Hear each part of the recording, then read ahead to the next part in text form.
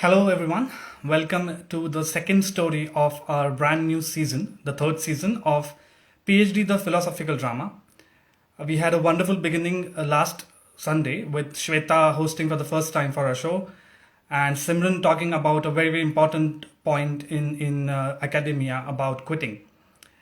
Today, before we start with having our guest on the show, I want to share a story. This is a real incident that happened in India. Uh, Dr. Prakash Baba Amte, who is a very well renowned social worker, has a number of wild animals rescued from the jungles, and he has a nice sanctuary just behind his house. One day, his 5-year-old grandson came crying from the school, and Dr. Amte asked him, "What's the matter? Why are you crying?" He said that he was given 0 marks for a particular question by his teacher, where he feels that he wrote the right answers. Apparently, Dr. Amte found out that his grandson had written names such as leopard, snake, bear as pet animals in the question paper, for which he had got 0 marks. This was a very, very cute and naively written answer by the young kid, because he was in close association with these animals in his house, and he thought these are the pet animals. What this particular incident and many more suggest is it's the association between the humans and the wild animals and the nature and plants that defines these tags. And today's storyteller is one such young grad student who is probably taken a very different route from our regular STEM subjects. She's Dincy Mariyam, and she has joined a conservation of wildlife studies institute in Bengaluru, where she's currently pursuing her doctoral studies. I'm very excited to know why she's moved to this interesting field. What are her motivations? What are the experiences that she has? So let me just invite her onto the show and add her to this live call.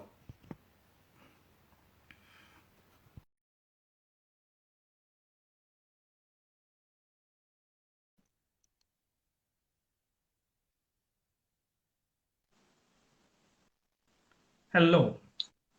Hi, Amogh. Hi, Dincy. So firstly, Uh, welcome to the show. And most of us are very excited to know about your different experiences from your field, because this is not something a lot of people in the typical academic zone know about. So first of all, I would like to know from you, why did you choose to really move towards a wildlife kind of a research area? okay. First of all, thank you for inviting me to your show and for that lovely tale that you shared. And that is something that I also relate to. So I think it actually goes back like maybe 10 or 12 years ago, because that's when I decided, like when I was in high school, that I wanted to become a scientist. And Hmm. I was really inspired by some of the scientists at that time, like our president, former president, Dr. APJ Abdul Kalam. Then there was one really inspirational person, Dr. MS Swaminathan, who had done this green revolution in India. Hmm. So I really wanted to do something for the societies that would make a difference. So I was like, okay, I'll become a scientist. And so in 11th and 12th, I did science. And I joined ISA, but before joining ISA, I went and joined a college here in Kerala, and I took BSc botany because I wanted to do something in agriculture and that field. But Right. then ISA came along, and I took that step. And ISA has a very interesting program. It has that 2 semesters in a year, and then there is that 3 month summer break and one winter break. So in those 3 months during that summer break, we were given that chance to go and explore some research lab or do some project. So in that first year, that was in 2011, I went to Himalayas in this village, in this district called Spiti. So this project came to me through Dr. Ramana. So he was friends with another scientist from a conservation NGO in Bangalore called Mhm. Nature Conservation Foundation. So he Okay. had a grad student who was working in the Himalayas, and some of my like three of my friends were going, and I was like, okay, that's my first trip to the Himalayas. I don't want to miss it. I don't know what this field is. I don't know anything about it. I'll just go. So I went there and we did like multiple projects. We were interviewing people there. We were collecting leopard poop, the snow leopard poop, and Okay. doing various kind of things. And we got to interact with people also. And that was a really life-changing experience for me because I got to travel, I got to interact with people, and then I got to do these various kinds of projects. And I came back to ISA and the semester began. We had these semester projects. So I was doing some lab work. It wasn't very interesting. After going to Himalayas and all, coming back and sitting in a lab wasn't very interesting. Yeah, And I I can was like, completely okay, relate to that. Yeah. yeah, I don't want to sit in one closed space. I want to be there outside. Yeah. So every summer, I'll wait for the summer to get some project and go off. So in the next summer, I again took up another ecology project. In the third year, also something came along, and fifth year, I actually did only ecology work. So those 4 years 5 years were just ecology based. But again, these were all very pure ecology, and I wanted to do something more applied because, after all, I wanted to make some difference. And so, after graduating, I joined this conservation NGO called Center for Wildlife Studies, and there they were doing some on ground work. So Mhm. that's where that switch happened from natural science to social science because the people that I was working with were doing both natural science and social science, but my then in my then advisor, my current PhD supervisor, was working on social science aspect, and that was really interesting. And I was actually doing something more on ground. So yeah, that's how that switch happened. And now I'm very happy doing what I am doing. That's really great. So it was more like you started doing it as an adventure, and then Yeah, slowly found your interest in there. But yeah. did you ever have the inhibition? Because when we choose a particular subject for PhD, or it's going to define your career in a way. Did you ever have that inhibition to leave out the STEM because your work right now does not really form, or it does not Yeah. get included in STEM? So did you have that inhibition ever? No, actually, nothing. I did not have that worry that, I may not get a job or anything, but this made me really happy. And this was something that I was really enjoying doing. So I was like, I'll continue working on this in this field. And I'm going to take up a PhD also in the same path. So between completing a master's and PhD, there was a 2 year gap. So that was when I was working with that NGO. And currently, I'm doing my PhD also with the same NGO. So I got that time again to explore the social science side. I got to do some interviews and see what they do on ground related to humans and wildlife. So I was like, okay, this is something that is really interesting. And yeah, I haven't turned back. Yeah, that's very crucial, the point that you make, that because you were so much in love with the work that you were doing, it really didn't matter. So something that most of us really want to achieve in some time, right? You want to do something that you love. Yeah. Uh, you must have had some, because you were always traveling, and like coming across so many different experiences with wild animals, with people outside the core academic setup. Do you have some interesting experience that comes off to your mind that you want to share, which really changed your view towards looking at science and looking at what we do in general? Mm, there, I don't know. I'm not able to think of something suddenly.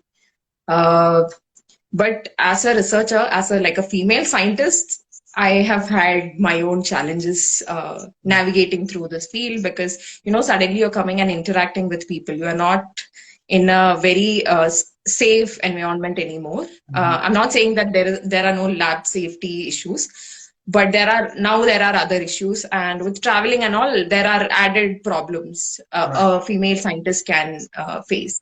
So there was this one incident. I'll just give just to make this interesting. During my master's thesis fieldwork, I was working in Tamil Nadu, and I think one day I and there were two field assistants. We were walking inside the forest, and suddenly we saw a tiger, and I really panicked.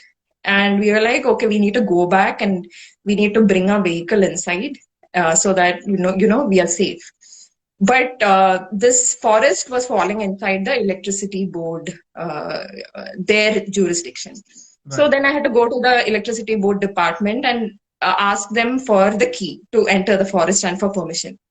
So when I went there, one of the officers was like, why are you doing this? Can't you just sit in some place, in some bank and do that job? Isn't it more safe? Why are you doing this? Why are you struggling here?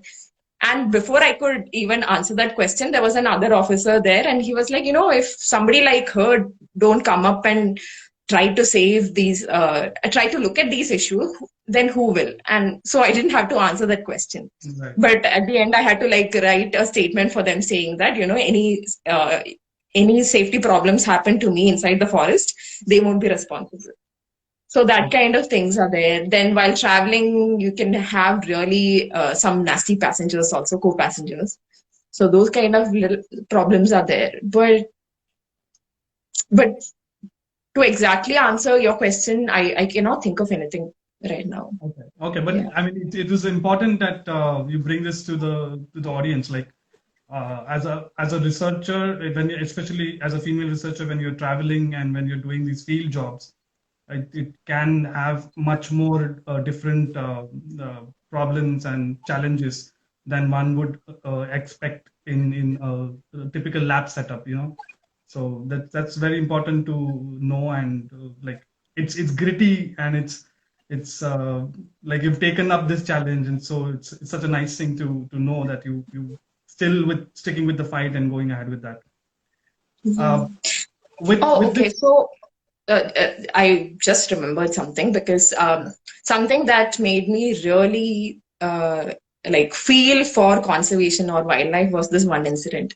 So this was after I joined the NGO, and I had gone to one of the villages in Karnataka, rural villages. And there we were shooting for one of the films that we were taking for a program that we were doing there. And it was evening, and suddenly in the evening, people started gathering there. Initially, it was like 5-10 men. Then it started growing, and it became like 50 people there, standing there with sticks and everything, armed to whack us. Oh. So the problem was that these people are actually living next to the forest, and there were wild animals coming to their farmland, eating their crops, or injuring their livestock, or killing their cows, sheep, and all.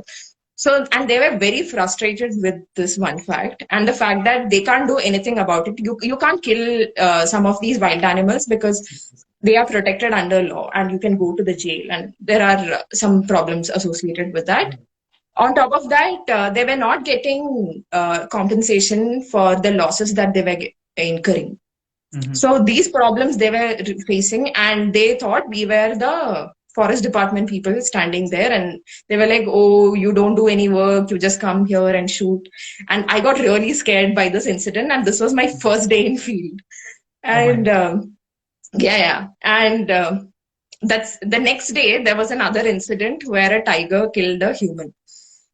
And things really went out of hand, and we didn't go to the field. Like immediately, nobody will go there if they think that we are forest department, because you will get tied up and they will injure you. So that issue was there, and I was like, it really made me think. There are people who are suffering there, and there are some people who want the wildlife to exist.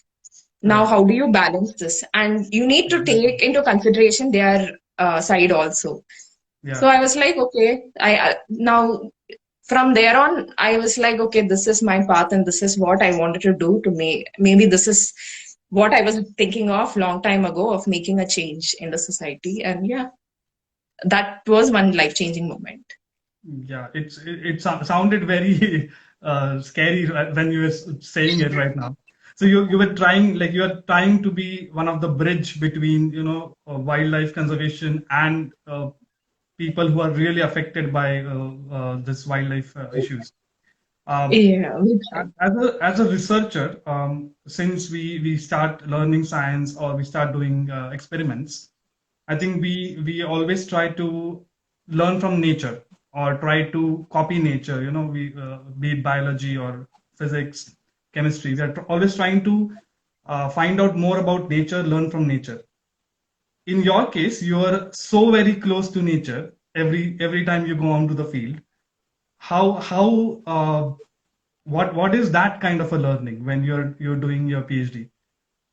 When you're so close to wild animals, to plants, to the jungle in general, to the nature in general, how do you find that difference when you're learning from there? I actually work very close to humans than wildlife. I actually look at the human dimensions of conservation. But I do, when I go to all these places, I make sure that I go and see the wildlife and the forest around there.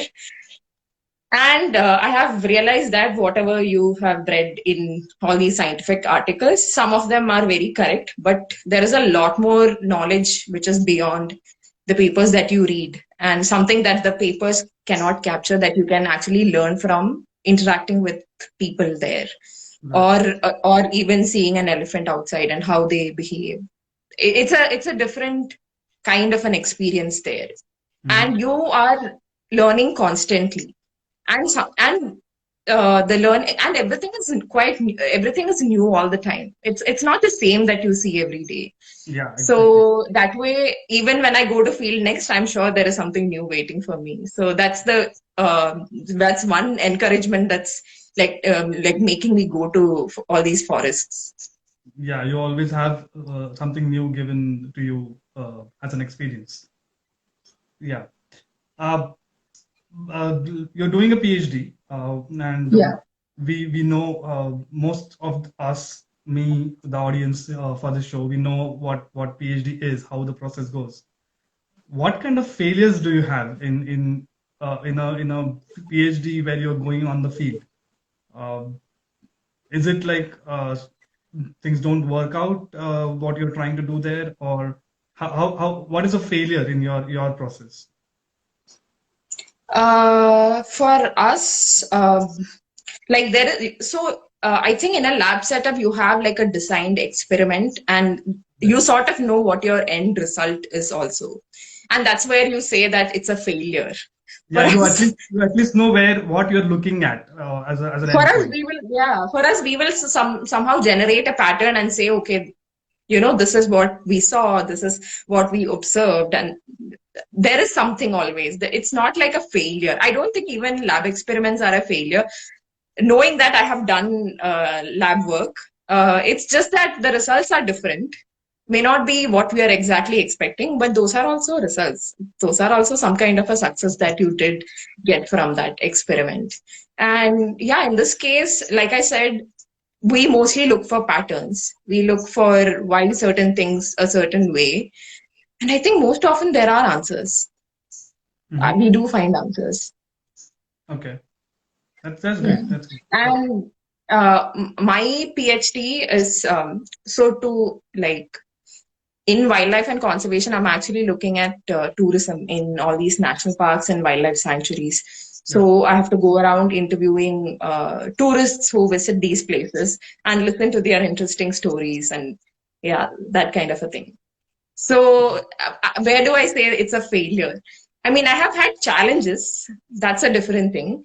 Like Yeah. for example, coronavirus was one big challenge because I couldn't go to field, and uh, so then I had to cut down on how many sample size I wanted or how many parks I will be able to go to. Yeah. But even with that, you can still work on something and get something out of it. It's not a failure. It's just there's a Okay. challenge in front of you. Challenge. Okay. But what happens when you are, I won't call it as a failure, but you are looking to meet a group of people and discuss few things with them, and it just doesn't happen the way you're thinking it would happen. Like you mentioned, people come out with sticks, and it's not something you are expecting at that point. What happens on such days? What do you do? What's your response to such situations? Wait. We wait. So even with the coronavirus, I had to wait for 1 year, and I'm hoping that I can go back. With that stick situation, we had to talk them down, and we had to stop our work for that day, postpone it. I mean, the next day, like I earlier said, there was another incident, so we had to wait. So the work gets pushed, Right. but ultimately it will happen. Yeah. But then how do you keep up the motivation in such situations? Because if the wait keeps going longer, it takes a toll on your mental health. It's difficult to just not seeing that your work is not going forward. It's very difficult to be in that kind of a phase. What is your way of keeping yourself motivated in such situations? One, I try to look at the larger goal. I mean, in my case, I want to get my degree. I mean, that is something that I've been longing for. So I Right. need to reach there. Now I have a problem in front of me, and this could have happened before also. So I usually think of backups, or I'll think of a backup then, like if this happens, what to do, or if this happened, now what to do. So in PhD, in this whole PhD process, also you have to keep changing your plans because it never goes according to the plan that you drafted in your first year or second year, and it keeps changing, and one has to learn to adapt to that. And that planning, I think planning is one most important factor in doing a PhD. You have to keep planning. You have to continuously plan and work out something that will take you to your end point.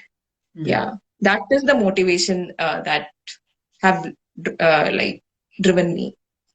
Yeah, it sounds very simple when you say it, but I'm Yeah. sure it's very challenging, and to keep up that motivation when things are just at a standstill. Uh, you're close to nature in general. You are going through a PhD process. We always like to compare things. It's human nature to like compare things.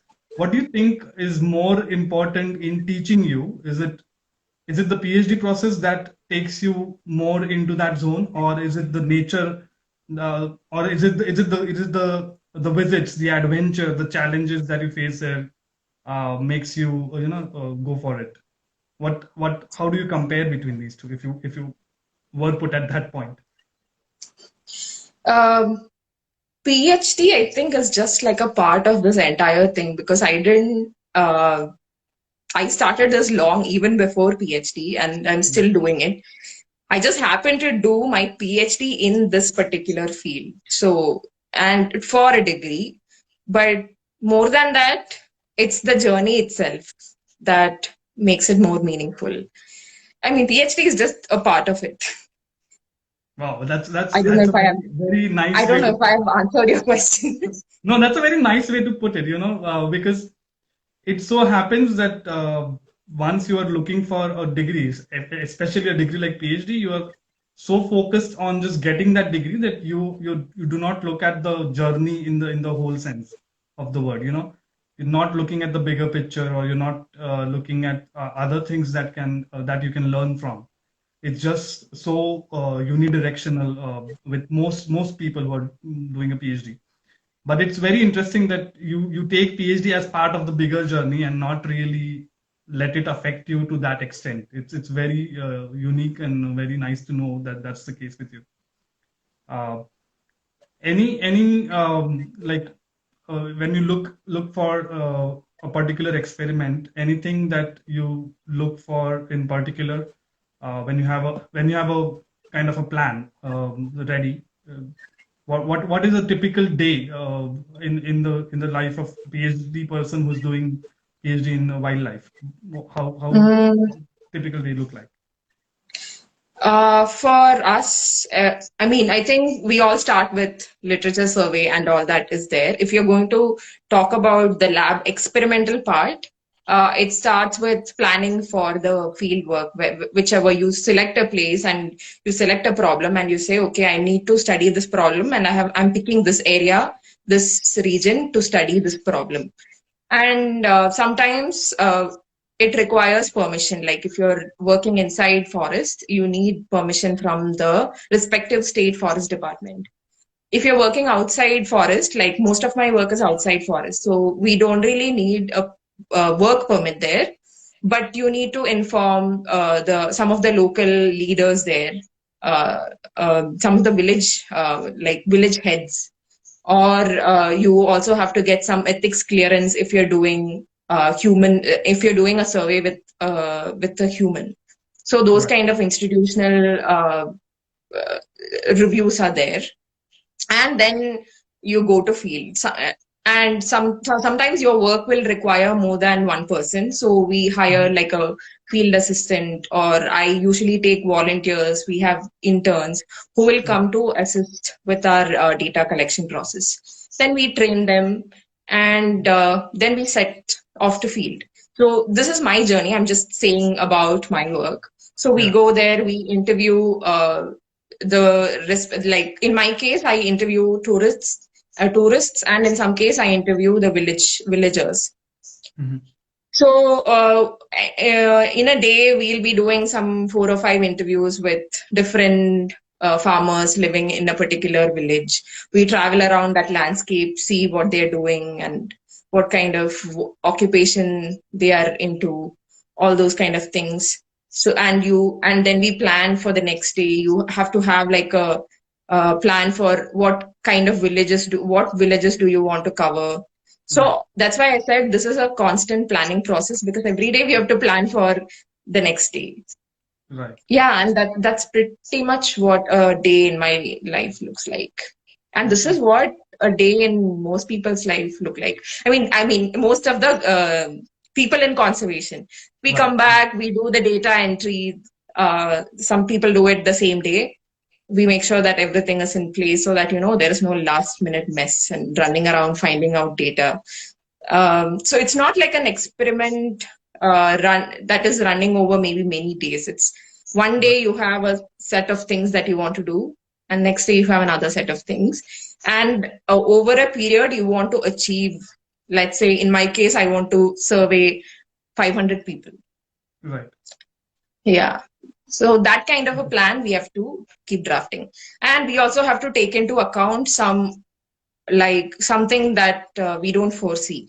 For example, in this, like I said, last year I had to face a lot of issues because of coronavirus, Bengal elections. All those problems are there. Sometimes wildlife itself can create problem for you.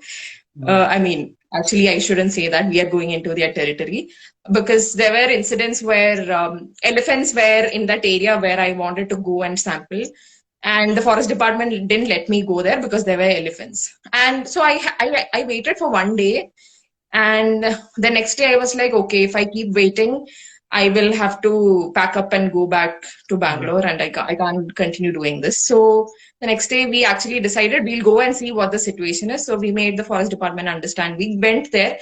The elephants were there. They were they were doing their thing, and we did our thing, and we came back. So that kind of an adaptation you need to have.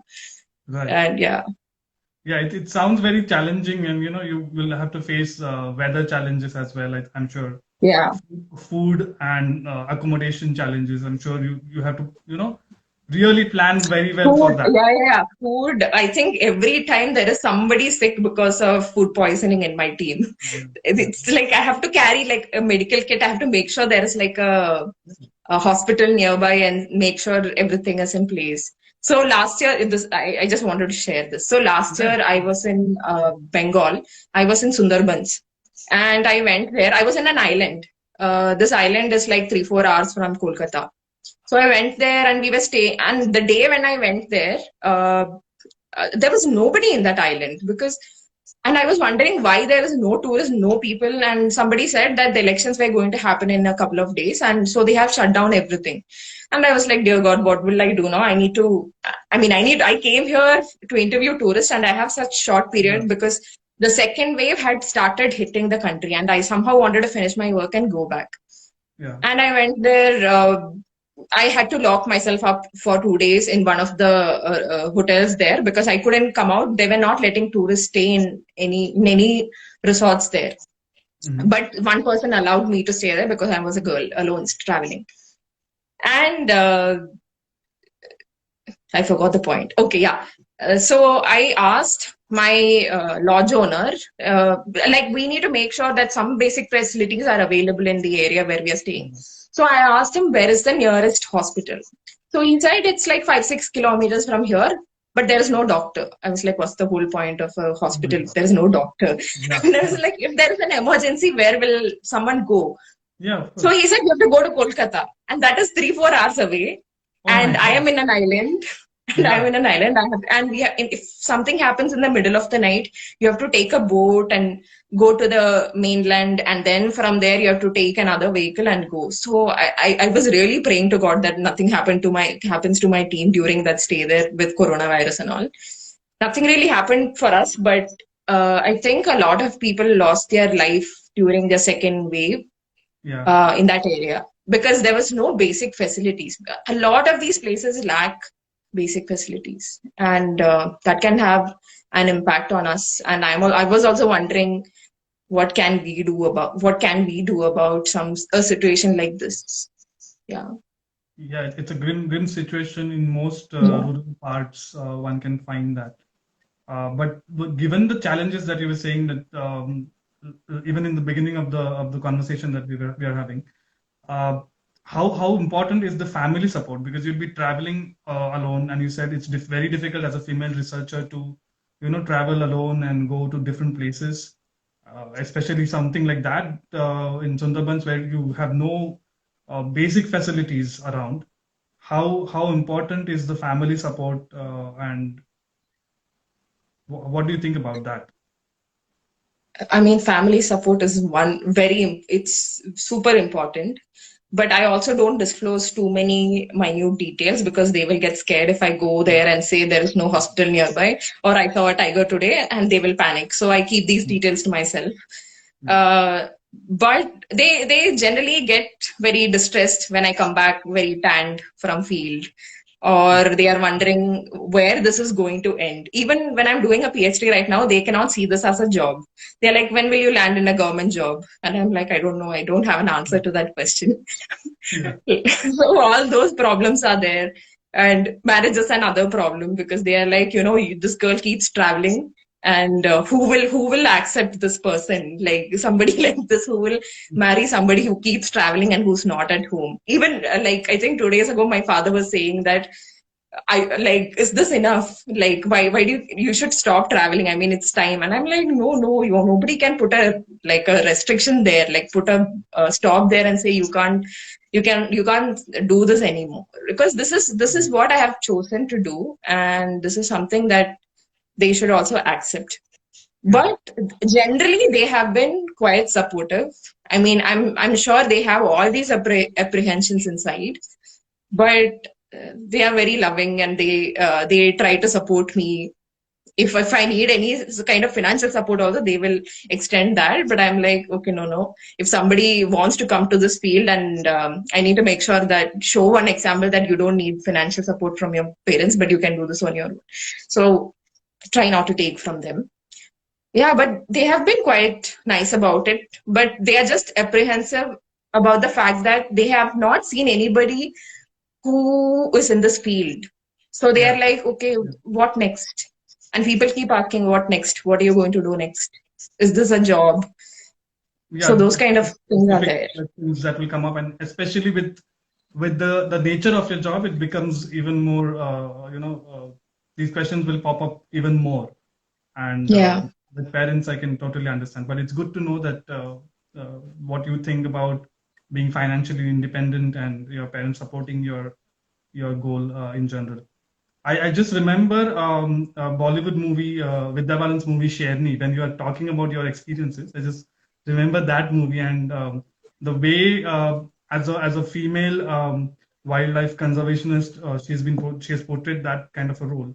I really hope that you yourself will be in a position to do that kind of a great job, and at the same time inspire more female researchers, to join in and uh, get going with this wonderful job just because you love it. It's something that that is very clear that in your mind that you love this job. That's why you do it. Yeah. So I think Thanks for the kind words, Amogh. no, And I there think it was a was very loud. I mean, this movie was very popular among the conservationists because yeah. the directors, the makers, the filmmakers have tried. They have done their homework to bring some of the realities that we face in conservation. So it's a well popular movie in our field. Yeah. Yeah, so that's why it just came up to my mind that you whatever you're talking, it's actually what we saw in the movie. So it's very relatable now to me after hearing what you do as on a regular basis. So I think it's going to be very inspiring for people to know your story, and they will really, congratulate you and give their best wishes to you. So thank you for coming up to this show and sharing your story. But before I let you go, I want to bring up one another topic, another point that you are also famous for on social media, and that is for sharing memes. And you are Interesting. I someone. never thought this would come up. No, I mean you are someone who finds out digs for the right memes and you share them on a daily basis. And for me also, and I know a lot of friends who are always looking for what's the next meme you are sharing because it kind of makes our day. We read that meme and we're like, oh, nice. It kind of makes our day. At the end of the day, it's you the stress is gone somewhere. Wow, that's so flattering. No, that's very true because if you really ask people, they really No, I've got all these kinds of messages saying that meme made my day. This is so relatable, and we yeah. send memes to each other. I think I started sharing a lot of memes on Facebook, and now I'm not sharing too much there. I've sort of gone away from Facebook. Now it's mostly Instagram or WhatsApp. Yeah. But yeah, I love memes. I think I started. When did I start looking at it? Maybe during masters or something. That's when I actually became a lot more active on social media, sharing pictures from field, showing photographs, putting some narrative so that people can appreciate what I also saw. But this meme sharing has been for last some 3 years or 4 years. I don't know. There is something nice about it. It changes your mood. It Yeah. brings laughter, and you can also share it and make other people happy. So, and I also keep getting messages saying you should continue sharing memes. This is really nice, really lovely. So all these kind of encouragement has made me to put memes on a daily basis. And some days when I go to field and I don't have network for 3 days and I forgot to tell, hey guys, I'm in field, I will get message saying, are you okay? Like, what Yeah. happened? We didn't see any meme today. So now it's like, no, it has become a responsibility for me to share memes. Yeah, Yeah. especially with your final goal of being a social reformer, social worker. I think sharing memes, especially related to academia and science and real problems related to everyday life. I think that memes is really making a big impact. And I think on this platform, I'm going to really ask you to continue doing that. And Thanks. it really helps people to. It's relatable and it de-stresses people on a regular basis. So it's really doing a good job. Uh, Yeah. So I've got a promotion for doing memes, I see. yeah, definitely. Uh, so the question was how do you like what is your way of filtering memes? Because I'm sure there are so many memes in general all over the internet.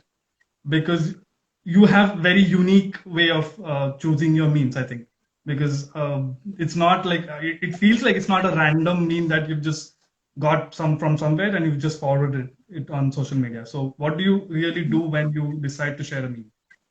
Wow, I didn't think that somebody actually did some kind of a in-depth analysis of the kind of memes I share. Okay. So when I look at memes, I generally think about the audience. So for Instagram, I kind of put something more academic or something that a lot of the people who sees my Instagram stories can relate and understand. Like for example, on WhatsApp, it's more on.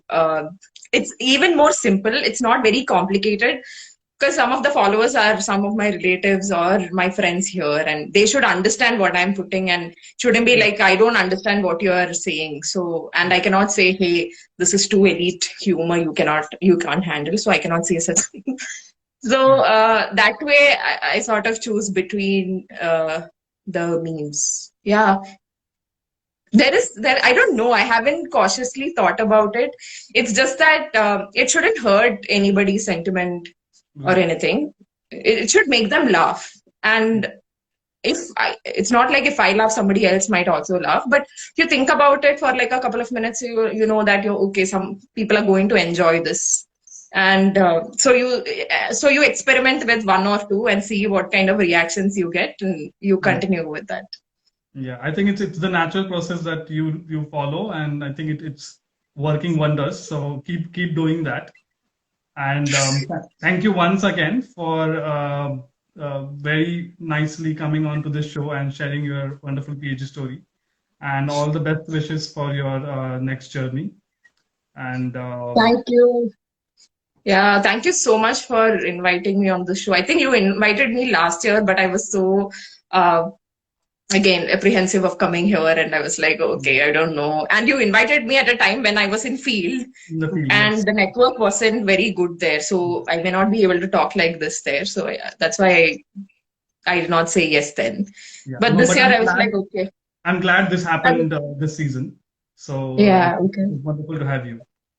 And very and you should continue doing this show because I watched the last episode and I watched some of the episodes before, and initially I thought I'll watch for 5 minutes and see what this is, but then I got into it. I was like, okay, this is something that I also relate to. It's whether it's STEM or non-STEM, that PhD journey is same in certain aspects for most of us.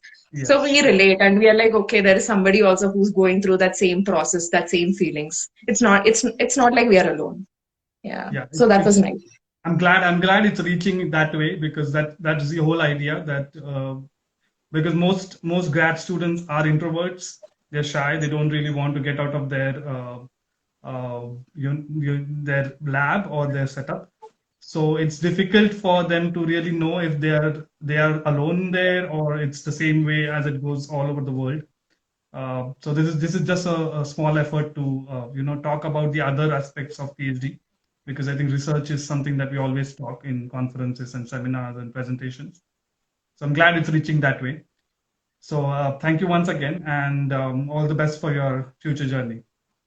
Yeah. Thank you so much and all the best for the shows, the future shows also. Thank you so much. Okay. See you. Bye bye. See you.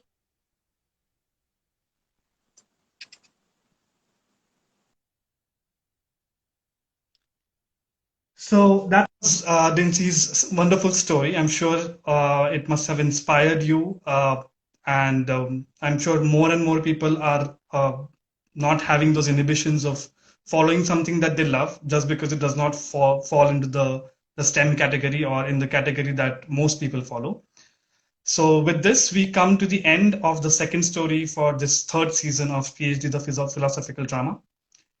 I hope you've enjoyed both of our first two stories, and we'll be back next month with more stories. So stay tuned and do share our page and our videos to your friends and family so that we reach more and more people. And take good care of yourself till then.